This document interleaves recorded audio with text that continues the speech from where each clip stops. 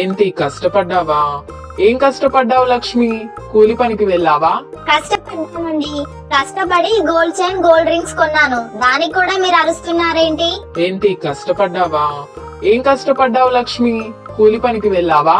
లేదండి, మీకు అసలు బుద్ధుందా? కూలి పనికి వెళ్తే గోల్డ్ చైన్ గోల్డ్ రింగ్ కొనే అన్ని డబ్బులు వస్తాయా? మరి చెప్పు లక్ష్మి, ఏం చేస్తే ఇన్ని డబ్బులు వచ్చాయి? అబ్బా చెప్తే నాగండి, ఎందుకలా అరుస్తున్నారు?